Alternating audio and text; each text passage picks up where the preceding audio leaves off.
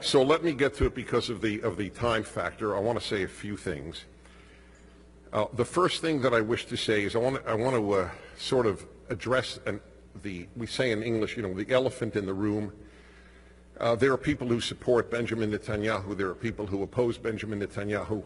May I just say, and I have a track record of over 40 years to prove this, it should be utterly and totally irrelevant to a Jew anywhere on earth, especially outside of Israel, who the Prime Minister of Israel is. I support Israel, not prime ministers. I have never critiqued Israel as an American Jew. You think I agree with everything that any prime minister does? But it is irrelevant. I live in the freedom and security of the United States, 12,000, 8,000, whatever it is, miles away. Who the hell am I to tell Israelis how to vote?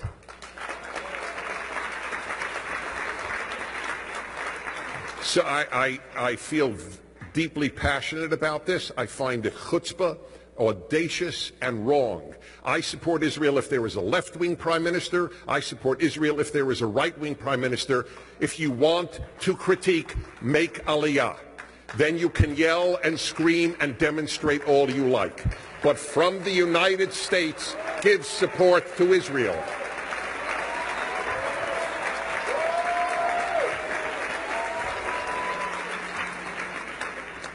Okay.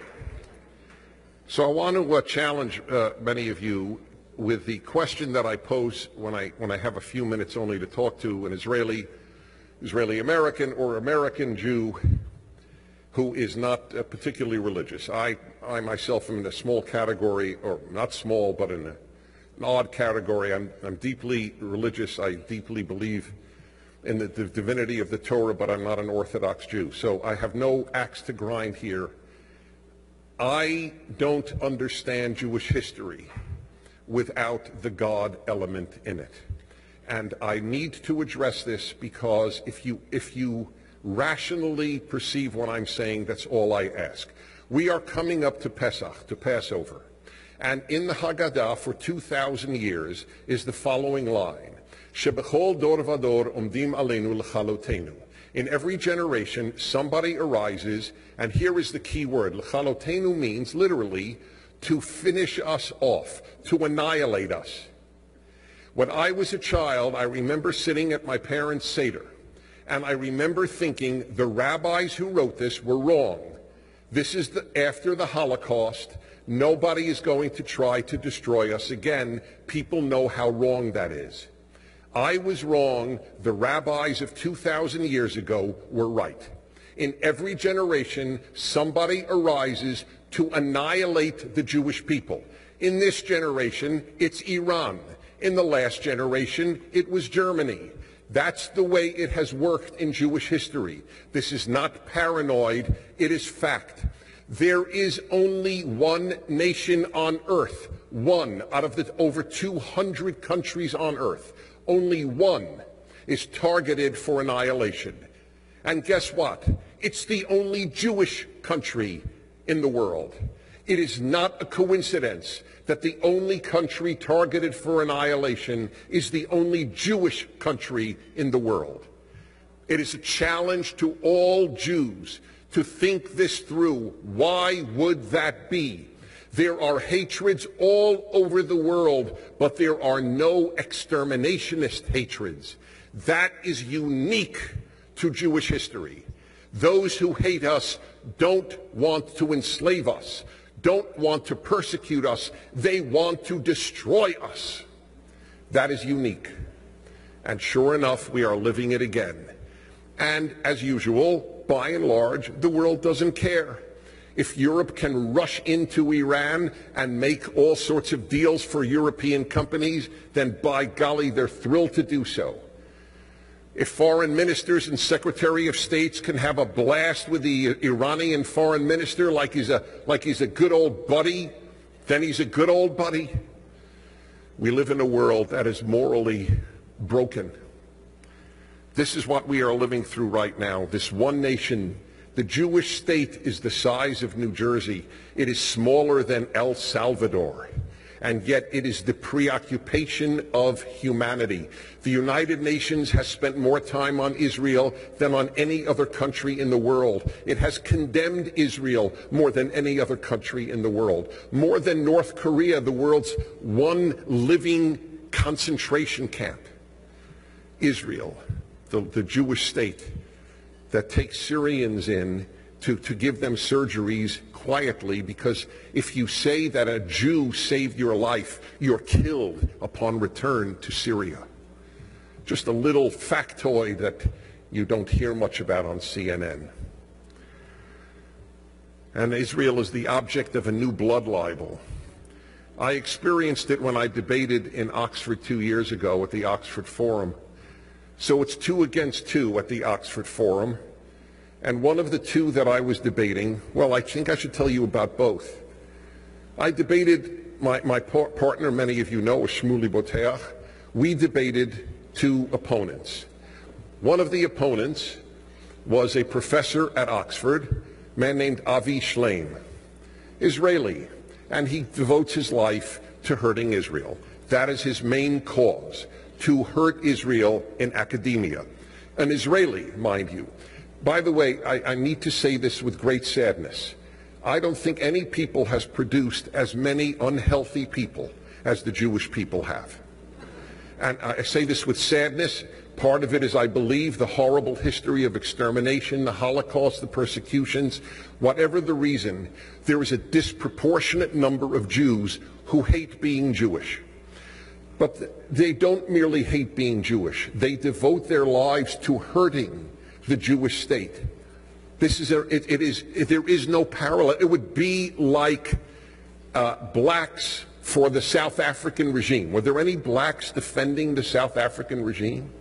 Why are there Jews who are anti-Israel? It's a phenomenon. It's a sickness. It's a sickness of the soul.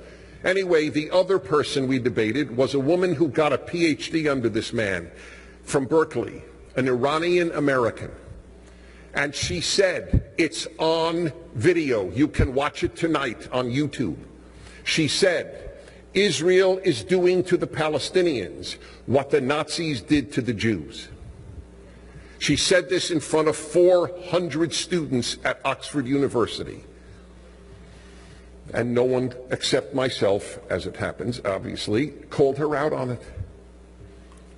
This is equivalent to the blood libel.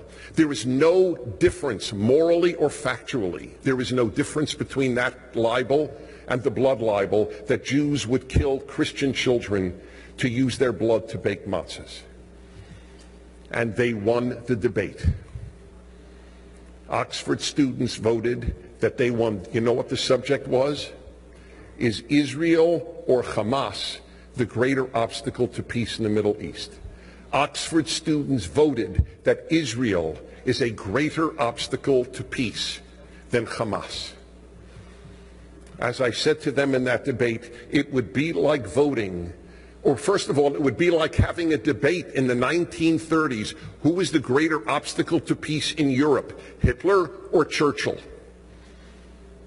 And you're going to vote that Churchill is the greater obstacle to peace. That is how sick the world is morally, and how many Jews don't understand this sickness. Because it is not only this exterminationist idea that Iran has and the United Nations and its sickness, it's the university. The university has become the single most anti-Israel institution in America. As I tell Jews, if you don't get cognitive dissonance, then the words should be abolished from English. That which Jews most trusted turns out to be their greatest enemy, and that which Jews thought is their greatest enemy and least trusted ends up their greatest friend. The greatest enemy of Israel in the United States is the university. The greatest friend of Israel in the United States are religious Christians.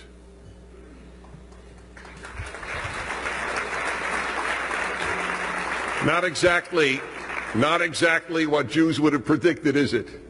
Jews live to send their kid to Cornell. That's the meaning of life for most Jews, what college their kid goes to. Well, let me tell you this, it doesn't matter what college your kid goes to, because whatever college your kid goes to, they will learn to despise Israel. That's the sick fact of life as it exists right now.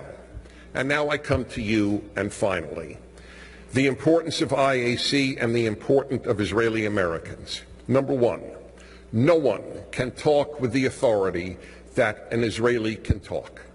When you answer these charges, it is more powerful than if I do. You lived it. You are it. You must speak out. Israelis who are quiet in the United States are a puzzle to me. I don't understand them. This room should be 6 times filled more with Israeli Americans. Do you not understand? I would just say to this is, do you not understand? Don't you have aunts and uncles back in Israel? Don't you have cousins? Or your parents or nephews, nieces? I don't get it. I admit it, I don't get it. But there is no authority on Israel like an Israeli. You have a legitimacy. You have an authenticity that no one else has. You must speak out. Number 2, we need you within Jewish life. In Jewish life, you must speak out. I debated, I don't even want to say which local college or university, okay? Because I don't want this to be personal. I just want you to know I debated the head of Judaic studies at a local university. The head of Judaic studies, you know what, at that university, and you know what the subject was? Is there a moral distinction? Is there any moral difference between Israelis and Palestinians? He argued there is no moral difference. The head of Judaic studies at a local university. Imagine if Israelis had been there at that debate to say, what are you talking about? It's one thing for an American Jew, as me, as I am, to say it, but it is quite another for an Israeli living here, or visiting here, or whatever it might be, saying it.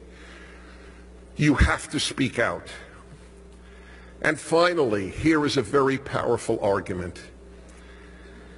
If you are not active, if Israelis aren't active on behalf of Israel, why should anybody else be active?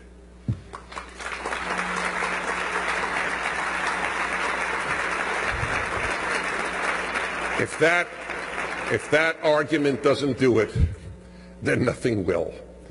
We need you, and you need us.